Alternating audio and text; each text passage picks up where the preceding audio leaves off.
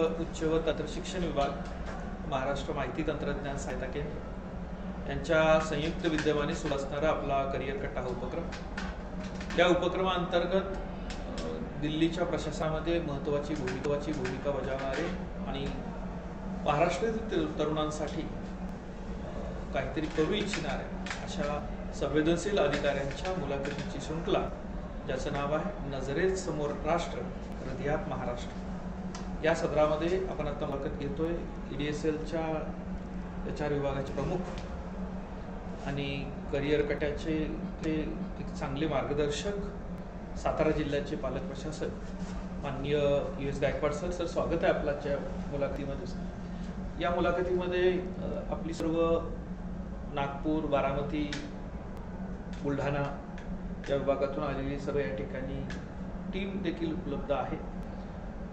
जळगावच्या आपल्या समन्वयक देखील यासाठी उपलब्ध आहे, त्यांचेही मनपूर्वक मी स्वागत करतो।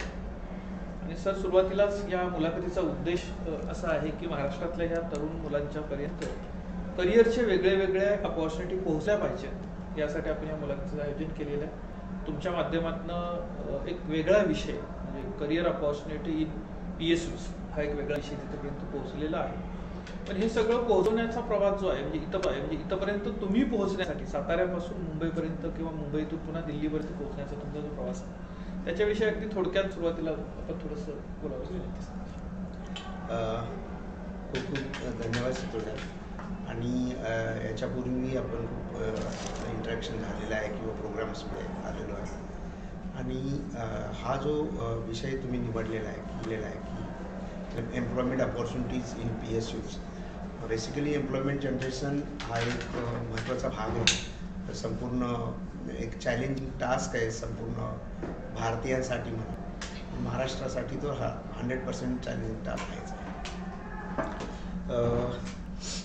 थोडंसं बॅकग्राऊंड सांगायचं म्हटलं माझ्याबद्दल तर मी सातारा जिल्ह्याच्या जावली तालुक्यातून छोट्याशा गावामधून बिलॉंग करतो।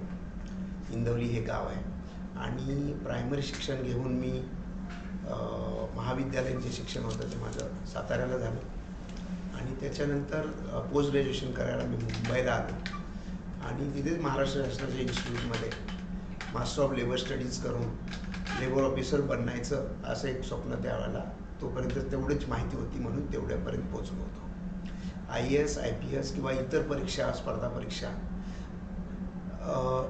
नुसत्या माहिती होत्या, पण ते म्हणजे त्याच्याबद्दल गायडन्स नसल्यामुळं आणि बाकीची परिस्थिती पण बघून, म्हणजे वडील माझे प्राथमिक शिक्षक होते आणि बाकीच्या गोष्टी बघून आपण पहिली एक नोकरी मिळेल असं शिक्षण एज्युकेशन घ्यायचं। पण हृदयात किंवा मनात एक नक्की होतं नेहमीच की आपण अशा ठिकाणी जायचं की तिथून आपल्याला कोणी खाली उतरणार नाही। जशी आपण ध्रुव बाळाची स्टोरी आपण लहानपणी आपल्याला ऐकवली जाते महाराष्ट्रामध्ये सगळ्यांना, तो नियम आयुष्यभर मी चालू ठेवला की आपण अशा ठिकाणी जायचं की तिथे काहीतरी आपण तिथून चमकायचंच आणि खाली पण तिथून कोणी ओढू शकणार नाही। तर हा उद्देश मी माझ्या स्वतःकडून सुद्धा ठेवला आणि प्रत्येक गोष्टीमध्ये जेव्हा कुठलीही गोष्ट उद्दिष्ट तुम्ही साध्य करत असताना तुम्हाला सहजासहजी गोष्ट मिळत नाही, सगळीच तुम्हाला त्याची माहिती आहे।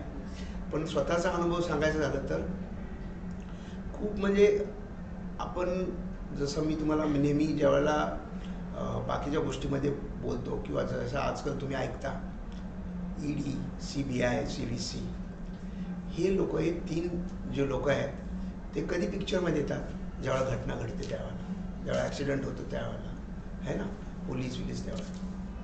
पण गाडी कशी चालवायची किंवा तिथपर्यंत पोचायचं कसं हे तुम्हाला कोणाला माहिती नसतं, आपल्याला माहिती नसतं। आणि अशाच पद्धतीनं प्रत्येक माणूस आपली जीवन यापन करत आपल्या मार्ग शोधत असतो। म्हणून सांगण्याचं उद्दिष्ट म्हणजे असं आहे की ह्या एजन्सीजना इन्व्हेस्टिगेशन करताना बॅकवर्ड जाऊन दे कॅन अंडरस्टँड की कुठे तुम्ही चुकला। आपण जेव्हा रस्ता शोधत असतो तेव्हा बिलकुल सुनसान असतं, आपल्याला माहीत नाही जंगल आहे, कुठे जायचं, कसं जायचं, कुठे गेल्यानंतर फळ मिळेल, कुठे गेल्यानंतर नाही मिळेल। तर हा 2 उद्देश डोळ्यावर समोर ठेवून महाविद्यालयीन शिक्षण कंप्लीट झाल्यानंतर हा कोर्स केल्यानंतर मी मुंबईलाच थोडं 4-5 वर्ष लेबर ऑफिसर म्हणून काम केलं, HR मध्ये काम केलं आणि प्रयत्न चालू होते की आपण इथं कुठेतरी चांगल्या ठिकाणी जायचं. मग PSUला अप्लाय करायला सुरुवात केली. त्यावेळेला ॲडव्हर्टाइजमेंट यायची, तर तशी अप्लाय करायला सुरुवात केली. तर इथे 96ला मी दिल्लीला 28 वर्ष आत झाली.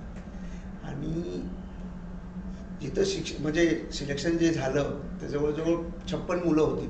मी लास्ट टाईमला एका इंटरव्ह्यूमध्ये दिलंच होतं की तिथं खूप कॉम्पिटिशन. आणि यायचं म्हटलं तर मी जनरल क्लास, कारण आपल्याला त्याची काही माहिती नव्हती. 7-8 दिवसापूर्वी इंटरव्ह्यू कॉल लेटर आलं होतं ना, रिझर्वेशन माहिती आहे ना, काहीच नाही. दिल्लीला ट्रेन कुठली जाते ते पण माहीत नाही. तिला फ्रंटियर मेल म्हणायचे, गोल्डन टेम्पल म्हणायचे, काही कळायचं नाही. कोणी फ्रंटियर बोलायचं, कोणी गोल्डन टेम्पल बोलायचं. अरे पाय, म्हणजे तुम्ही विचार करा की आपल्याला सर्वसामान्य माणूस आपल्याला पुढे जात काही माहितीच नसतं. कोणीच नाही सांगायला, काय कोणीच नाही, किंवा दिल्लीमध्ये जाऊन करणार काय. पण एक ज्या गोष्टी झाल्या, इथं सिलेक्शन झालं, आपण त्याच्यामध्ये लकी ठरलो म्हणा, किंवा आपलं सक्सेस आलं म्हणा. तर अशा पद्धतीनं इथे पोचलो मी. आणि पोचल्यानंतर 12 वर्षे एका ठिकाणी काम केलं. आणि 12 वर्षानंतर मला परत महाराष्ट्रामध्ये यायचं म्हणून मी ट्राय करत होतो. मग परत एज्युकेशन ते सोशल जस्टिस मिनिस्ट्री होती आणि ही एज्युकेशन मिनिस्ट्री. तर इथे आल्यानंतर जे माझ्याकडे आता जे चॅलेंज मिळालं 2010-11ला आमच्याकडे मला त्यांनी त्या एका रिक्रुटमेंट सेक्शन आहे त्याचा HOD बनवलं. आणि आज तागायत मी त्याचा HOD आहे. 4-5 CMD गेले, आता नवीन CMD आलेत बहुतेक, तर ते काय करतील मला माहीत नाही. पण जवळजवळ 13-14 वर्ष झालं मी ह्या विभागाचा कामकाज बघतोय. या विभागाचं मध्ये प्रमुख आहे.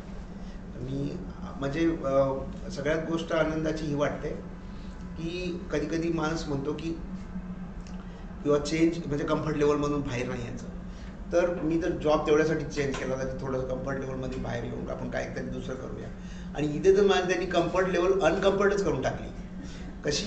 क्योंकि जे आज पण इवन आज म्हणजे मी हे आय डोंट नो बोलणं बरोबर आहे की नाही, जॉब प्रोफाईलमध्ये जे चीफ एक्झिक्युटिव्ह येतात, जेव्हा सगळे येतात, ते सगळेच क्वेश्चन करतात, भाई ही खूप रिस्की काम आहे जे आम्ही करतोय.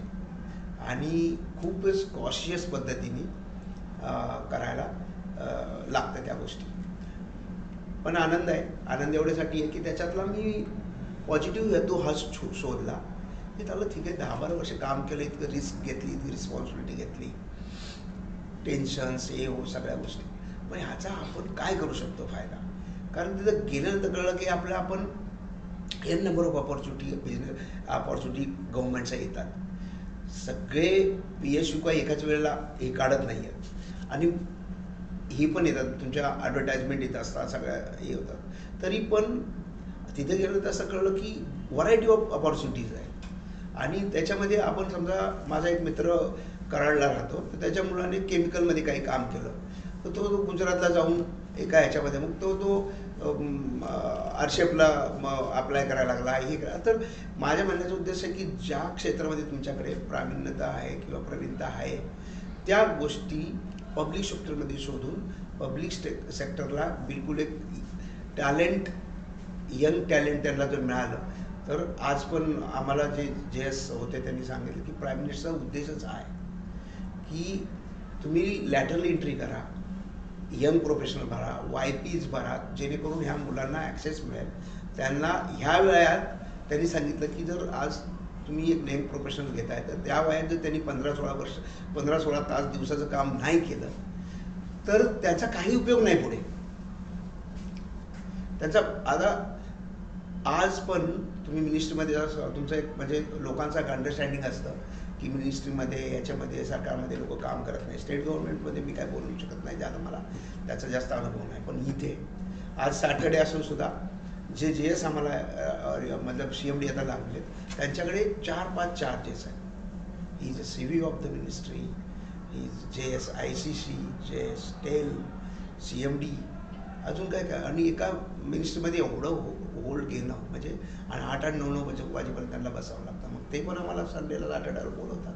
बट गो म्हणजे मॉरल स्टोरी बॅकग्राऊंड हेच आहे की तुम्ही तुमच्या आयुष्यामध्ये पुढे जात असताना किंवा आयुष्याची निवड करत असताना तुम्ही कुठली निवड करा किंवा जे काय, जरूर नाही की तुम्ही तुमच्या पद्धतीने किंवा तुमच्या मनाप्रमाणेच तुम्हाला पुढचं आयुष्य मिळेल. जर तुम्हाला लेखकच म्हणायचं तर ती गोष्ट निराळी आहे, तुम्हाला कवी बनायचं आहे, तुम्हाला ॲक्टर बनायचं आहे, ती गोष्ट निराळी आहे, तुम्हाला वकील बनायचं आहे, ती गोष्ट निराळी आहे, डॉक्टर बनायचं ती गोष्ट निराळी आहे. पण जनरल ज्यावेळेला तुम्ही एंट्रीज करता, जनरल ज्यावेळेला तुम्ही नोकऱ्यांमध्ये येता त्यावेळेला तुम्हाला तुमच्या म्हणजे ज्या गोष्टी पुढ्यात येतील त्या गोष्टी तुम्हाला अटेंड कराव्या लागतील. ही मध्ये काळ्या दगडावरची पांढरी रेघ आहे. साताऱ्यामधून दिल्लीत आल्यानंतर ज्यावेळेला PSCच्या रिक्रुटमेंट तुम्ही बघत असता आणि ती यादी ज्या वेळेला तुमच्या समोर येते की बाबा ह्या वेळेला इतकी मुलं सिलेक्ट झाली, लाखो मुलांचं सिलेक्शन प्रोसेसमधून तुम्ही जात असता. साहजिकच आपण जसं इथं बघतो की दिल्लीत आल्यानंतर मराठी माणूस कुठे दिसतो का, रिक्रुटमेंटच्या यादीत मराठी मुलं कुठे दिसतात का, तर ती यादी कशी आहे आता, त्याचं प्रमाण समाधानकारक आहे का? त्याचं म्हणजे असं सांगायला होईल की जागरूकता कमी असल्यामुळे आणि महाराष्ट्रीयन मुलं म्हणजे कॅन्डिडेट्स मुंबई सोडून बाहेर यायचं नाही, मुंबईवाला तर कोणी येतच नाही आहे. तुम्ही जर ठराविक असा डेटा बघितला तर north, Bihar, UP, Rajasthan, Delhi, even तुमचा झारखंड, नागपूर थोडं बहुत जास्त मुलं असतात. ही जर एरिया सोडला तर साऊथमधले पण लोक इकडे कमीच येतात, पण त्यांचं म्हणजे ज्या ॲप्लिकेशनचं प्रमाण जे हिट आहे ते जास्त असतं. महाराष्ट्राचं कसं आहे की ठराविक कम्फर्ट लेवलमध्ये बघतात ते की बाबा इथेच असायला पाहिजे नोकरी, ह्याच्या बाहेर जायचं नाही आहे, तर तो प्रमाण म्हणजे 2 ते 4% इतकंच आहे. म्हणजे महाराष्ट्र कितनं मोठं राष्ट्र आहे आणि एम्प्लॉयमेंट अपॉर्च्युनिटीचं ॲप्लिकेशन्स बघितले तर 2 ते 4%च्या वरती नाही. मी तुम्हाला सांगतो, अगर मी बिहारला जर 20-25 सेंटर करत असेल, हैदराबादला 20-25 एक्झामिनेशन सेंटर करत असेल, तर मुंबई, महाराष्ट्र मिळून 2 सेंटर असतात. यू कॅन इमॅजिन की काय त्यांचं म्हणजे हे उत्सुकता आहे मुलांची. तर तेवढे सेंटर असतात तिथे, ते पण पहिलं एखादं असतं. आणि फोर्सफुली कधी कधी ज्या सेंट्रल काही ज्या एक्झामिनेशन असतात त्यांना की काही ठराविक स्टेट कॅपिटलमध्ये किंवा भरपूर ठिकाणी त्यांना सेंटर द्यावेच लागतात. समजा एअरपोर्ट ऑथॉरिटीचं वेस्टर्न रिजनचं एक्झामिनेशन आहे, ते फक्त वेस्टर्न रिजनलाच होतं. मग तिथं समजा एक फायर एक्झिक्युटिव्हची पोस्ट आहे ना, मग त्याच्यामध्ये तुम्ही किती जास्त मुलं जास्त येत नाही, 3,000 लोक. अनएम्प्लॉयमेंट किती आहे? 3,000 मुलं पण अप्लाय नाही करत आहे. वेकन्सी असतात 50, 60, 70 जे काय असतात, पण वेकन्सी असल्या तरी तुम्ही त्याला रिस्पॉन्स द्यायला पाहिजे. तुमच्या रिझनसाठी ती रिक्रुटमेंट होती. ही जे गणित आहेत ना, ही खूपच इम्पॉर्टंट, कारण ते इकडची तिकडची लोक मग अप्लाय करत नाही. ऑल इंडिया बेसिसमध्ये जरी असलं त्यांचं पब्लिक सेक्टर, पण त्यांच्या वेस्टर्न एजन्सी रिक्रुटमेंट असते ती, तर तिथली लोक पण तिथेच डिप्लॉय होणार असतात. तुम्ही तिथेच राहायचं म्हटलं तरी पण तुम्हाला, आता तुम्ही आर्मीला ह्याला त्याला जाता, क्वालिफिकेशन आहे 12th पास आणि फिटनेस पाहिजे, बॉडी फिटनेस हे ते आजकाल सगळे जिम करतात. मला म्हणण्याचं एक जस्ट एक्झाम्पल की आपण त्याच्यावरती फोकस नाही करत. आणि म्हणून सरांनी आम्हाला खूप म्हणजे वी आर थँकफुल टू हिम की ज्यावेळेला मला सुरुवातीला असा एक मोका मिळाला प्रेझेंटेशनचा, जो सुरुवातीचा मी ऑनलाईनचा दिला होता, ज्यावेळेला IAS आपल्या भेटीला ज्या ह्याच्यामध्ये होतं, त्याच्यानंतर असं मला वाटायला लागलं, 1-2 जे आम्ही 4-5 प्रोग्राम केले की प्रत्येक कॉलेजमध्ये जाऊन या गोष्टी लोकांना माहिती असायला पाहिजे. कारण खरं तर तुम्हाला सांगतो मी की कॉलेजमध्ये जी काय मुलं येतात त्यातले 10% मुलंच शहरातली असतात. म्हणजे समजा जिल्ह्यात तुम्ही म्हणला आता, बाकी जी 80-90% शेड्यापेड्याच्या शहरातून येतात. मग कोणाच्या काय चॅलेंजेस असतात, कोणी शिकण्याची इच्छा नसते. ह्या मुलांना उत्तेजित करणं, प्रेरित करणं खूप जरुरी आहे, कारण त्यांना त्या अपॉर्च्युनिटी माहीत नसतात. आणि मेहनत करून समजा तुम्ही 1 एकर शेती असली, तुम्ही त्याच्यात समजा तुमच्याकडे आता सगळी काय बागायतदार असत नाही, तिथे तुम्ही 10,000ची म्हणजे ते मेहनत करायलाच ते ट्रॅक्टर किंवा बैल किंवा काय त्या लोकांना द्यावे लागतात पैसे, आणि 10,000चंच तुम्ही उत्पन्न काढता. म्हणजे हा जर हिशेब बघितला, म्हणजे आता माझ्या घरचीच परिस्थिती ती आहे. तर म्हणजे मग तुम्हाला काय करायला पाहिजे, जर तुम्ही बाबा IAS IPSला किंवा ह्या MPSCला नाही जात, तर तुम्हाला हा मार्ग मोकळा आहे. तुम्ही ग्रॅज्युएट व्हा. कंबाईंड ग्रॅज्युएट एक्झामिनेशन कितीतरी आहेत. तुमच्या SSCचे आहेत, तुमच्या डिफेन्सच्या आहेत, है ना. तुम्हाला वाटतंय त्या ह्याला शिरवळच्या आसपास काहीतरी NDAचं काहीतरी कॉलेज पण आहे ना, पण तिथे अपॉर्च्युनिटीज आहेत. आणि इंडियन नेव्ही झालं, आर्मी झालं, तर खूप काही अपॉर्च्युनिटी, इतक्या अपॉर्च्युनिटी की आपण म्हणतो की नोकऱ्या नाहीत, नोकऱ्या शोधायला पाहिजे. माझं तुम्ही उलट बोलतो, कारण मला तिथे गेल्यानंतर समजलं की इथे खूपच मोठा हे आहे. हां, मतलब काय त्याला बोलू आपण की एक खाण आहे नोकऱ्यांची, पण आपण त्याच्यामध्ये कॉम्पिट व्हायला पाहिजे. त्याच्यासाठी मग प्रयत्न करायला पाहिजे. ते प्रयत्न तुमच्या माध्यमातून आपण नक्कीच करतोय सर. म्हणजे ती आता माहिती तर मिळायला लागली की या नोकरी असतायत सगळ्याच्या. पण आता 12वीच्या नंतर किंवा ग्रॅज्युएशन पर्यंत मुलांनी काय तयारी करायला पाहिजे असं वाटतं तुम्हाला या 3 वर्षामध्ये, जेणेकरून PSUच्या एक्झामला त्यांना थोडंसं मदत होईल? जनरली काय आहे की ज्या पोस्टसाठी तुम्ही म्हणजे टार्गेट करताय त्या पोस्टच्या अनुसारच तुम्हाला त्याचा हे करायला पाहिजे. जसं सिलेबस वगैरे झाला, किंवा आता आम्ही हे पण करणार की जुन्या क्वेश्चन पेपर जसं सरांचं आमचं चाललेलं आहे की जे की यांच्या नॉलेजमध्ये यायला पाहिजे. तर मुलांना जनरल बेसिकली काय आहे की कॉम्पिटिटिव्ह एक्झामिनेशन म्हणजे काय, ती रिक्रुटमेंट भरती जी आम्ही करतो ती काय रिक्रुटमेंटसाठी करत नाही. This is just a scrutiny. It is a primary scrutiny to reduce the number of stakeholders. हे पहिले लक्षात घ्यायला पाहिजे. आपण त्याच्यामध्ये टेन्शन घेत बसायचं नाही. ठीक आहे, आता ती स्क्रुटिनी झाल्यानंतर जी प्रोसेस असते, आता प्रत्येक याच्यामध्ये सेकंड स्टेज इंट्रोड्यूस करायचं चाललेलं आहे आफ्टर ए नीट एक्झामिनेशन. तसं आम्ही तर आमचं ते प्रायमरीच हे होतं सजेशन्स की आम्ही सेकंड, कारण टायर 2 एक्झाम आहे ना, मग त्याच्यामध्ये तुम्ही जसं UPSC पहिली करते आहे ना, प्रिलिम आणि मेन, त्या पद्धतीनंच प्रत्येक एक्झामिनेशन आता NRA ज्या वेळेला करेल, NRAचे गाईडलाईन्स फायनल होत आहेत, मग त्यावेळेला कंबाईंड ग्रॅज्युएट एक्झामिनेशन्स येणार. मग मुलांनी मग त्या आता त्याच्यामध्ये काय आहे की वेगवेगळ्या विभागासाठी राहणार आहे ना, विभागामध्ये मंत्रालय जे असतील जी असतील आणि पब्लिक एक्झामिनेशन बॉडीज केलेल्या आहेत त्यांनी. मग पब्लिक एक्झामिनेशन बॉडीजमध्ये IBPS असू शकतं, पब्लिक एक्झामिनेशन बॉडीमध्ये स्टाफ सिलेक्शन असू शकतं है ना, किंवा अजून काय आहे. तर मुलांनी त्याच्या ज्या क्षेत्रामध्ये जायचं आहे त्याच्याबद्दल आपल्याला अवलोकन करून घेणं जरुरी आहे. महत्त्वाचं म्हणजे की त्याच्याबद्दल आपल्याला अवेअरनेस असणं जरुरी आहे. आणि सब्जेक्ट रिलेटेड जे क्वेश्चन्स असतात, जनरली सब्जेक्ट रिलेटेड, समजा 100 क्वेश्चन, 100 मार्काचा पेपर आहे, 100 क्वेश्चन्स आहेत, तर 60% जे वेटेज जातं, 60 ते 70% हे सब्जेक्टसाठी जातं. मग तुम्हाला जी तयारी करायची आहे ती 70% त्या विषयाची तयारी करावी लागणार. बाकी general knowledge, general awareness, logical reasoning and English ह्याच्यामध्ये 20 ते 30% भाग असतो. त्यामुळे तो परीक्षेसाठी जी तयारी करायची तुम्हाला, ज्या क्वालिफिकेशन मिळेल त्याच्यामध्ये चांगला, ज्याच्यात तुम्हाला मेरिटमध्ये यायचं असेल तर तो फोकस एरिया आहे. जनरल नॉलेज तर तुम्हाला सगळीकडे अवेलेबल असतं आणि ते त्याचं एक लेवल असते, किंवा 10th पास लेवलचं जनरल नॉलेज कसं असणार, 12th पास लेवलचं जनरल नॉलेज कसं असू शकतं, ग्रॅज्युएशन लेवलचं जनरल नॉलेज कसं असू शकतं. त्याच्यामध्ये डिफिकल्टी लेवल पण असते. फॉर एक्झाम्पल की क्वेश्चन पेपर ज्यावेळेला सेट होतो त्यावेळेला जे एक्सपर्ट्स असतात त्यांना काही टॉपिक त्यांना काही माहिती नसतो की कशासाठी क्वेश्चन पेपर बनतोय, ड्यू टू कॉन्फिडेन्शियलिटी म्हणा किंवा बाकीच्या गोष्टीसाठी.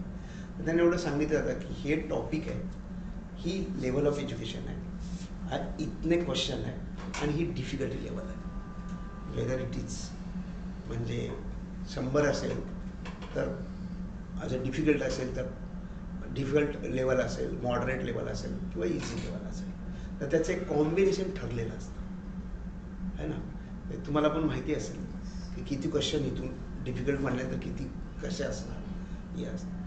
त्याच्यानंतर डिफिकल्टी हे करण्यासाठी आणि सिरियसनेस असण्यासाठी आणि राईट कॅन्डिडेट चूज करण्यासाठी नंबर ऑफ आवर्स जर तुमचे 2 असतील, 2 तासाचा एक पेपर आहे 100 मार्काचा, तो IB सारखी एक्झामिनेशन काय करते की तुम्हाला इकडे तिकडे बघायला वेळच नाही देणार, तुम्हाला कॉपिंग करायला वेळच नाही देणार, तुम्हाला 1च तासाचा पेपर करणार. ते 1 तासामध्ये तुम्ही 100 करा आणि 1 तासामध्ये तुम्ही 2 तासामध्ये तुम्ही 100 करा.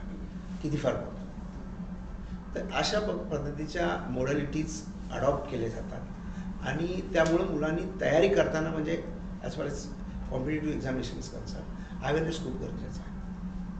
अवेअरनेस खूप गरजेचा आहे in terms of the syllabus, in terms of the organisation for which they are applying, आणि याच्यामध्ये सराउंडिंग्स पण खूप महत्त्वाचं आहे की जिथं तुम्ही ज्या ऑर्गनायझेशनमध्ये तुम्ही जाल त्या ऑर्गनायझेशनमध्ये वर्क एन्व्हायरमेंट, बेसिकली PSUचे एक वर्क एन्व्हायरमेंट वेगळं आहे.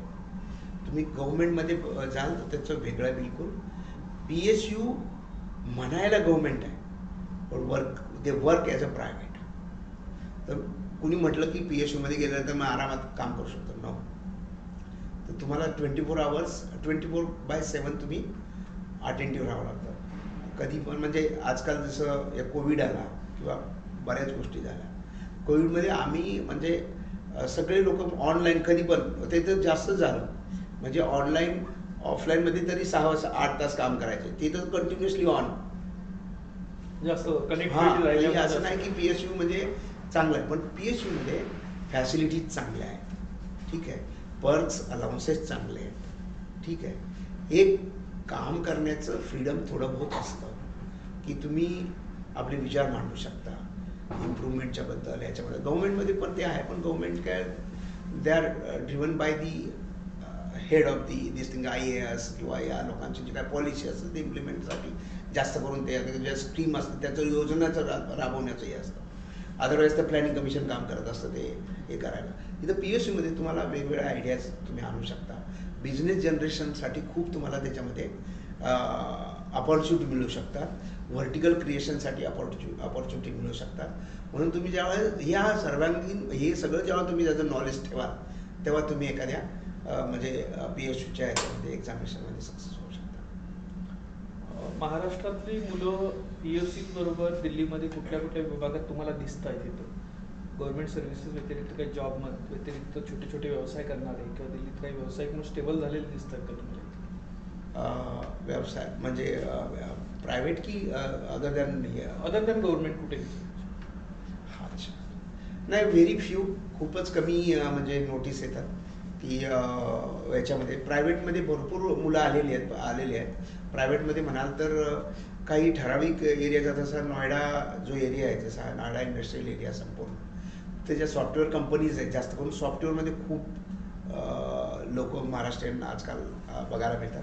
पहिले तर गव्हर्नमेंटमध्ये जे असतील त्यावेळेलाच तेच लोक जास्त करून दिसायचे, आणि त्यावेळेला काय मोबाईल कनेक्ट नव्हता किंवा काय नव्हता, म्हणून एकामेकाला भेटत पण नव्हू शकतो.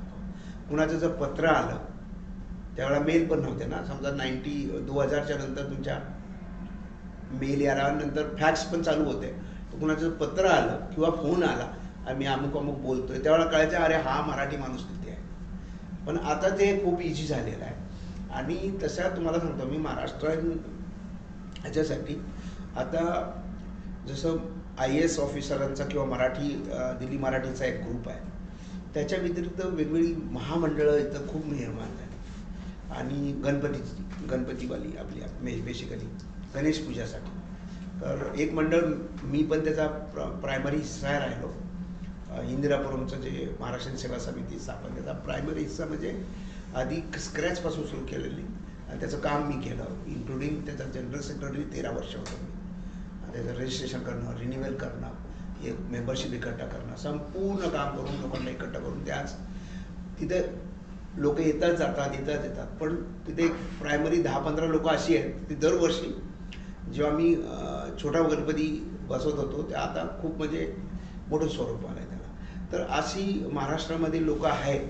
पण त्याच्यामध्ये प्रायव्हेटमध्ये पण आजकाल खूप यायला लागले. पण एक्सेप्ट हा जे क्षेत्र आहे IT क्षेत्र, त्याच्या व्यतिरिक्त ज्यादा मिळालेले आहेत. तर याच्यामध्ये लिगलमध्ये अकाउंट्स, फायनान्स याच्यामध्ये काही आलेले आहेत, ठीक आहे. आणि बाकी तर जास्त करून तर गव्हर्नमेंट्स आहे.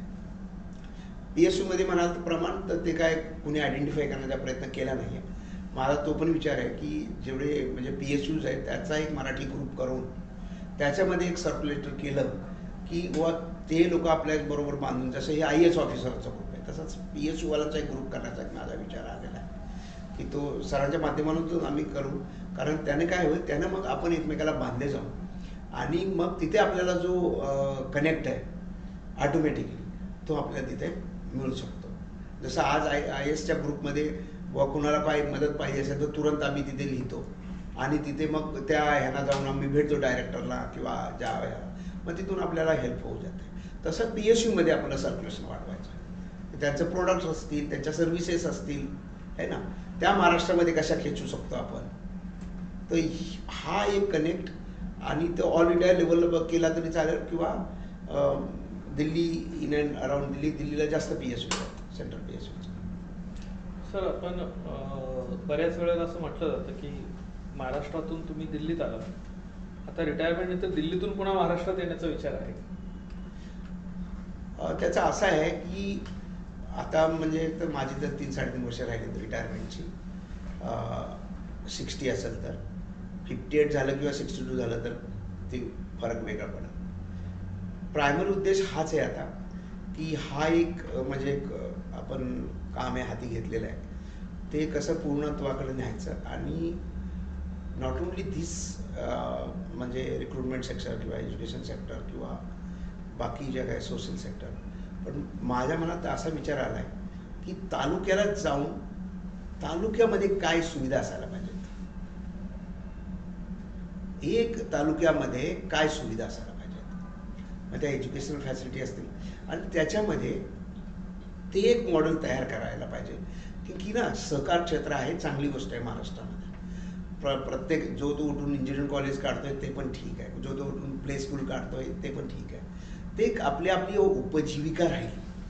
पण खरं मानलं तर एक खेड्यापाड्यांचा जर विकास व्हायचा असेल तर तालुका लेवलला एक अशी एक स्ट्रक्चर असायला पाहिजे पॅरलल टू द गव्हर्नमेंट, किंवा विकासाच्या अशा सोयी यायला पाहिजेत आता की त्याच्यामधून मला वाटतं तुमची इकॉनॉमी बी ऑटोमॅटिकली वाढेल आणि देशाचा सगळ्यांचाच प्रोग्रेस होईल. मला म्हणजे ते आता आयडिया आता म्हणजे अशी आली की आपण म्हणजे बसून त्याच्यावरती थॉट प्रोसेस देऊन ब्रेनस्टॉर्मिंग करून त्याच्यावरती एक असं हे बनवायला पाहिजे. It is not only one area, it should be combined with all other services. मग तिथे ते गव्हर्नमेंट हॉस्पिटल बी पाहिजे, गव्हर्नमेंट स्कूल पण पाहिजे, गव्हर्नमेंट कॉलेज पण पाहिजे, टेक्निकल पाहिजे, हे पाहिजे, बाकीच्या गोष्टी है ना. तर म्हणजे ज्या माणसाला जीवन जगण्यासाठी किंवा पुढे जाण्यासाठी, पुढं त्याला इथूनच म्हणजे दिल्लीपर्यंत रस्ता आसान होण्यासाठी तो एक मॉडेल तालुका लेवलला डेव्हलप व्हायला पाहिजे. गाव लेवलला तर खूप मुश्किल होईल आपल्याला, ठीक आहे, किंवा जिल्हा तर आहे, जिल्ह्यापर्यंत जे काय आहे ते आतापर्यंत थोडंसं आपण जिल्ह्याला जातो सगळ्या गोष्टी करायला, पण खूप गोष्टी ज्या आहेत ना तालुका लेवललाच खतम व्हायला पाहिजेत. एक 10-15 किलोमीटरच्या अंतरावर तालुका प्रत्येकाचा असतो, तिथूनच त्याला परत सगळं तिथेच मिळायला पाहिजे. कोणाचे काही प्रश्न आहेत अजून विचारा तुम्ही. आता सर्वांना मी घेतले प्रश्न. सर, जसं की तुम्ही म्हटले की तालुका लेवलवर प्रत्येक गोष्ट घडलेली पाहिजे. प्रत्येक जिल्ह्यामध्ये अशी शेकडो तालुके आहेत. आता त्या शेकडो तालुक्यांपर्यंत आपल्या माहिती तसंच आपल्या ज्या सोयीसुविधा, जसं तुम्ही म्हणता की एक एन्व्हायरमेंट लाभलं पाहिजे तिथल्या विद्यार्थ्यांना, त्या मागची जी तुमची संकल्पना आहे ती नेमकी कशी आहे आणि त्याच्या मागे तुमचा काय म्हणजे उद्देश माझ्या लक्षात आलेला, बट जी संरचना असेल कोणत्या पद्धतीने ती तुम्ही न्याल आणि प्रत्येकाला त्याचा अनुभव घेता येईल. मी एवढंच प्रायमरी सांगू शकतो की तुम्ही जर सगळीकडे बघितलं ना तर संपूर्ण जग भारताकडे कुठल्या दृष्टीनं बघतं, त्याचा एकच हेतू, कुठल्या हेतूने बघतं, सगळ्यात जास्त युवा भारतामध्ये. एक तर युवा आणि दुसरी गोष्ट म्हणजे युवा म्हणा किंवा मॅनपॉवर, मी त्याला मॅनपॉवर वर्ड देतो. फक्त युवांनाच काम देणं जरूरी नाही, रिटायर झालेल्या माणसाला पण आई वडील मुलं विचारत नाही है ना. तर एक अशी व्यवस्था असायला पाहिजे की हे जे युवा आहेत किंवा हे मॅनपॉवर जी आहे ना, हे ह्युमन रिसोर्स जे आहे ना एंगेज व्हायला पाहिजे. मग तो कुठल्या माध्यमातून कसा एंगेज होईल ही आपल्याला हे आई मी म्हटलं की हे थॉट प्रोसेस द्यावी लागेल. मग त्याच्यामध्ये मोठे मोठे तज्ञ लोक त्याच्याशी बसायला पाहिजेत आणि ते एक थॉट प्रोसेस द्यायला पाहिजे त्यांनी की कशा पद्धतीनं म्हणजे विकासाचं जे मॉडेल आहे ना ते सेट होऊ शकतं. आणि तिथे म्हणजे ना काही गोष्टीमध्ये म्हणजे भ्रष्टाचार नाही हो ह्याची पहिली परिणिती तयार व्हायला पाहिजे. जी काही रूपरेखा आहे की याच्यामध्ये म्हणजे अशी सिस्टम व्हायला पाहिजे की ती कम्प्लिटली ट्रान्सपरंट सिस्टम असायला पाहिजे है ना. त्यामुळं जे काय मुलं समजा खेड्यापाड्यातली जी मुलं आहेत त्यांना तालुका लेवलला जरी कामं मिळाली, त्या लेवलची कामं मिळाली तरी ती त्याच्यामध्ये एंगेज व्हायला पाहिजे. एज्युकेशन प्लस त्यांना एम्प्लॉयमेंट ही आहे. कारण आता बघा स्किल डेव्हलपमेंट गव्हर्नमेंटचं खूप हे आहे, खूप म्हणजे पण स्किल डेव्हलपमेंटमध्ये विश्वासच होत नाही. NGO पहिले याच्या मी माझ्या हाताने त्यावेळेला कमी पैसे होते तर आम्हाला एक ग्रांट होती 2.5 लाख आम्ही त्यावेळेला देत होतो 96-97ला. ती ग्रांट करण्याचा अधिकार आमच्याकडे होता. पण ते काय करायचे वेस्ट बंगालमधले NGO याचे इकडचे NGO याचे तिथे ते घेऊन जायचे पैसे, ते परत खोटे रिपोर्ट देणार, हे करणार ते करणार. पण म्हणजे हे याच्यामध्ये म्हणजे मी म्हणजे थॉट प्रोसेस अजून याच्यामध्ये करायची आहे. माझ्या एक मनात विचार आला, मी तुम्हाला बोलून दाखवला आहे. त्या दिवशी सरांना पण मी बोलून दाखवला की आपण असं एक आलेख तयार करायचा जे काय 500 एरिया असतील है ना.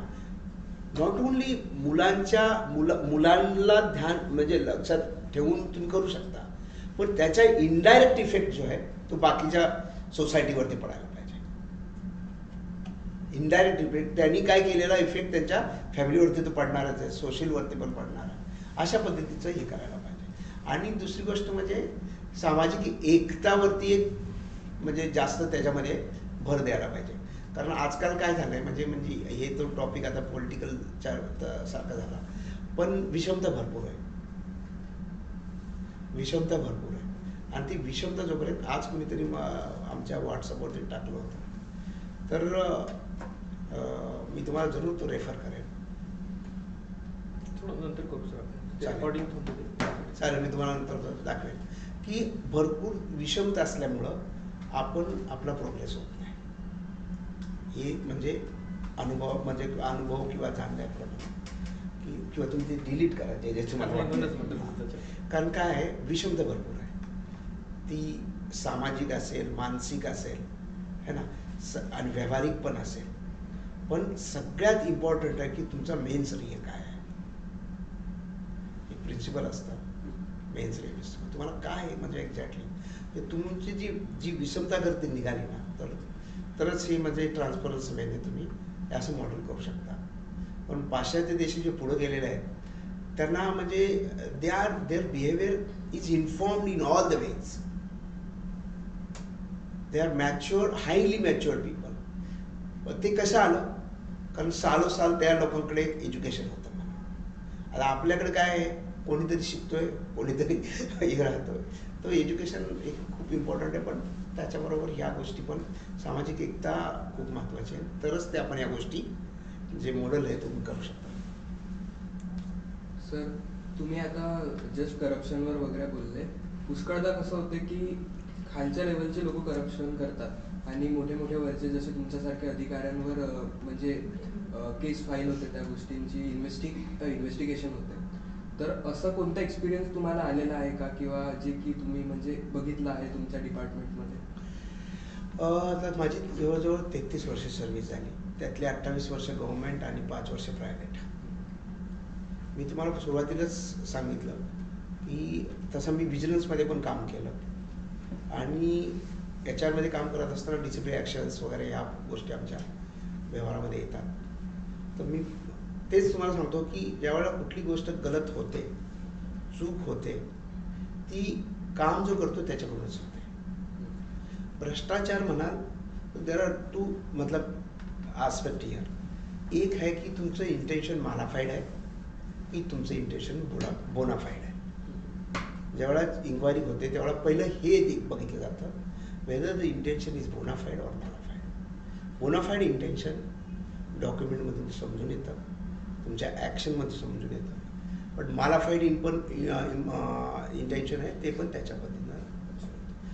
राहिली बात केसची, तर केसेस तसा म्हणजे हँडल झालेल्या आहेत आमच्याकडून पण, असं नाही काही नाही आहे. पण त्याचा जो हे असतो, त्याचा जो मिसकंडक्ट असतो आहे ना, तो एक वेगळ्या पद्धतीनं होऊ शकतो. मी त्याला भ्रष्टाचार एक्झॅक्टली म्हणू शकत नाही, ज्या मी केसेस हँडल केलेल्या आहेत.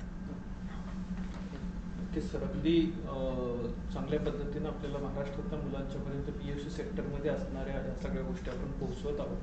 शेवटचा प्रश्न पण येतो, त्यानंतर आभार घेतील मॅडम त्याच्यामध्ये, की आज तरुणांची संख्या वाढते असं आहे. PFC मध्ये मोठे ओपनिंग आहेत, ह्या गोष्टी एका बाजूला आहेत. एक स्टार्टअपच्या माध्यमातून असा कोणता विषय तुम्हाला समोर दिसतोय का, की ज्यामध्ये मुलांनी आता फोकस करावा आणि लोकांना सेवा देण्यासाठी एखादा व्यवसाय चालू करू शकतील असं वाटतं? मेट्रो सिटीचा विचार करता किंवा म्हणजे स्टार्टअपच्या दृष्टीकोन आता तसं म्हणायला गेलं तर हा म्हणजे आय कॅनॉट बी मतलब much comfortable to answer this question. पण याच्यासाठी मी एवढंच म्हणेन की स्टार्टअप किंवा ह्या गोष्टी आहेत किंवा करिअर ॲडव्हान्समेंट किंवा करिअर काउन्सिलिंग जे आहे त्याच्यामध्ये मुलांनी त्या एरियाचा अभ्यास करूनच त्या क्षेत्रात गेलेलं चांगलं राहील. कारण मला काय त्याचा एवढा स्टार्टअपचा किंवा याचा त्याचा काय अनुभव नाही आहे. पण सक्सेस जरूर येतं. सक्सेस आपण जर त्याच्यामध्ये व्यवस्थितपणे रुळलो किंवा जीव ओतून घेतला तर सक्सेस जरूर मिळेल. खूप खूप धन्यवाद सर. तर आज आपली सदरातली दुसरी मुलाखत या ठिकाणी संपन्न होते. दिवसभरापासून आपण बघतोय की वेगवेगळ्या पद्धतीनं मराठी अधिकारी आपल्या विद्यार्थ्यांना भेटायसाठी उत्सुक आहेत, ते येत आहेत, त्यांचे अनुभव शेअर करतायत आणि निश्चितच महाराष्ट्रातल्या मुलांना याचा नक्कीच फायदा होईल. मी चौधरी मॅडमांना विनंती करतो की त्यांनी या सेशनचा समारोप करावा.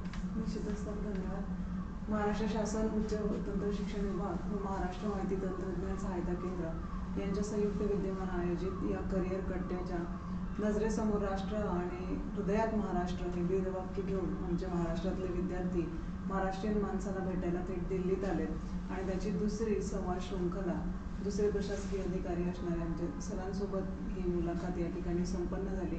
सर, आपण मुलाखतीच्या दरम्यान आमच्या विद्यार्थ्यांना जी उत्तरं दिली त्यातून लक्षात आलं की मराठी तरुणाची टक्केवारी नोकरीत किंवा PSC एक्झामिनेशन त्याद्वारे MPSC UPSC मध्ये वाढावी यासाठी आपली जी तळमळ आहे किंवा आपली प्रेरणा विद्यार्थ्यांपर्यंत निश्चितच पोहोचणार आहे.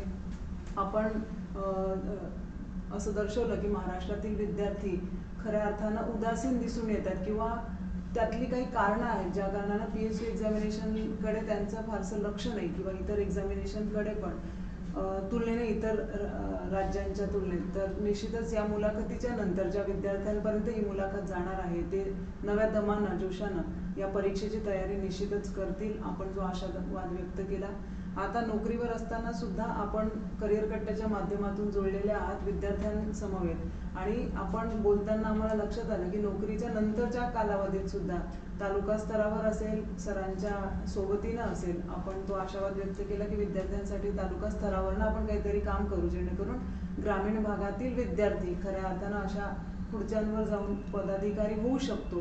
त्यासाठी आणि त्या मार्गदर्शनासाठी करिअर कट्टा परिवाराच्या वतीनं मी आपले आभार व्यक्त करते आणि ही संवाद या ठिकाणी संपला असं जाहीर करते. धन्यवाद.